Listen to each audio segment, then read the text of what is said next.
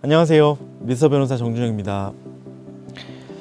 오늘은 제가 이제 사법시험 준비하면서 그다음에 로스쿨 생활하면서 어떻게 생활했는지 에피소드 같은 것들이 좀 궁금하시다고 해가지고 제가 그런 것 좀 말씀드릴게요. 사법시험을 준비하는 사람들은 신림동 고시청 가서 공부를 많이 하죠. 거기가 지리적으로 되게 좋은 게 서울대 입구역이나 신림역에서 버스 타고 한참 들어가야 되거든요. 되게 외진 느낌이었어요. 그러니까 공부하기에는 어떤 천혜의 환경이 아니었을까. 고시생들 되게 막 갇혀져서 생활을 하잖아요. 뭐 약국이 있어요. 거기 이렇게 그 약사님 따님 이뻐가지고 밥 먹고 가면 거기서 이렇게 바카스 사 먹고 그래가지고 전국의 바카스 판매량 1위였다고 그런 말도 있었고, 실제 검증된 건 아닙니다. 신림동의 어떤 생활 중에 되게 특이한 거는 고시식당이 있어요. 메뉴 같은 게 따로 있는 데가 아니에요. 월식이라고 해서 한 달치 돈을 끊어요. 월식을 끊으면 식사 시간이 정해져 있어요. 점심은 뭐 11시 반부터 2시까지 뭐 이런 식으로 그냥 가면 밥이 주어져요. 잘 나왔어요.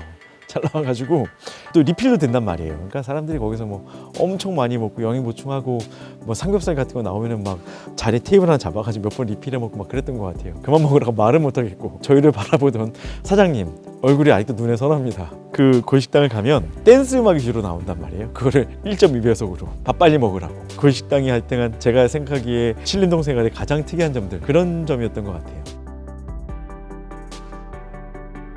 2월에 보통 사법시험을 보게 되면 4월쯤 합격자 발표가 나고요. 그럼 이제 그때 떨어지면 내년 2월 시험까지 10개월이 남아있잖아요. 떨어지자마자 공부할 수 있나? 슬픈데. 그러니까 친구들이랑 술도 마시고 이 슬픔을 달래야 되잖아요. 그러다 보면은 막 이제 뭐 한 1, 2개월 지나고 이 과정에 사람들이 이제 자기 답답하니까 취미 생활을 한단 말이에요. 신림동은요, 거의 모든 건물에 막 진짜 PC방이 있었던 것 같아요. 옛날에 저희 때 막 스타크래프트 막 고수들은 거의 다 신림동에서 있었던 것 같아요. 고시생들. 그러니까 저희 선배 형은 하도 끄지 않고 게임만 하셔가지고 컴퓨터가 터졌다라는 이런 얘기도 들은 바 있어요.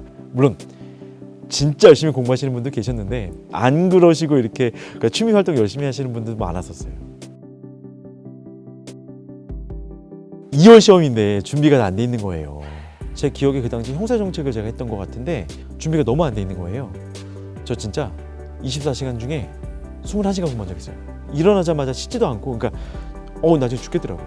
밥도 제가 그 전에 놔뒀던 무슨 빵 같은 거 이걸 먹고 정말 그렇게 공부했던 것 같아요. 발등에 불 떨어져가지고 1년 내내 그렇게 공부하진 않았습니다. 그리고 저 말고 다른 분들은 1년 내내 그렇게 열심히 하셨겠죠. 어떤 분들은 공부 시간은 딱 한정돼 있는데 딱 진짜 로봇처럼 9시에 와서 딱 하고 점심시간에 딱 나갔다가, 그분들은 화장실도 잘 안 가요. 그러신 분도 있으시고. 근데 고시생들 진짜 열심히 공부하시는 것 같아요. 로스쿨은요 3년 동안 압축적으로 해야 된단 말이에요. 그러면 물론 뭐 사시 준비하시는 분들 중에 법대 안 나오신 분도 있지만 거기 어떤 4년 동안 다지는 시간도 있었고 하잖아요. 근데 전혀 없이 3년을 시작하시니까 공부량은 상당합니다. 3년 동안 준비할 수 있는 양이 아니지 않나 싶은 생각이 들어가지고, 실제로 요즘은 로스쿨생들 중에 자발적으로도 휴학하시는 분들도 있으시다고 하더라고요. 변호사 시험은 4일 동안 봐요. 이러면 좀 괜찮나? 야, 미친 것 같아요. 객관식에 사례형에 심지어는 연수원에서 보는 기록형 시험을 다 같이 봐요. 그러니까 시험을 준비하는 그 부담감이 굉장히 크죠. 그래서 로스쿨 3년은 그냥 제 생각에는 죽었다 생각하시고 공부하는 기간이 맞지 않나 싶은 생각이 듭니다. 로스쿨 3년 동안 벌써 이렇게 실무에 따른 기록형 시험들을 보고 준비를 해서 나오거든요.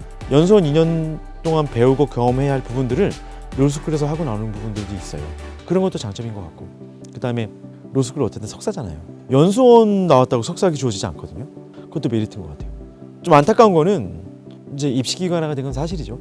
처음이었던 제도 취지랑 다르게 공부량이 너무 많으니까 합격이 좀 쉬운 그런 선택 과목들을 많이 선택을 하거든요. 그러니까 저는 그런 부분들은 안타까운 것 같아요. 청춘 남녀들이 만났으니까 또 힘들 때니까 로스쿨에서 연애 많이 합니다. 뭐 신입생 오리엔테이션도 있고 지도 교수님이랑 면담하는 것도 있고 중간고사, 기말고사 있으니까 그거는 학부 생활이랑 좀 비슷한 것 같아요. 근데 공부량이 워낙 많으니까 학점은 훨씬 더 타이트하겠죠. 좀 더 개인 시간이 없어가지고 타이트하게 움직여서 사실은 학창 시절의 낭만을 로스쿨에 기대하기는 좀 어려운 부분이 있습니다. 근데 방학 때마다 모의고사 같은 것도 또 많이 봐요. 그 다음에 학교 특강도 있고 하니까 개인 시간이 진짜 잘 없죠. 열람실이라고 해가지고 각각의 개인 독서실 책상 같은 거 하나 줬거든요.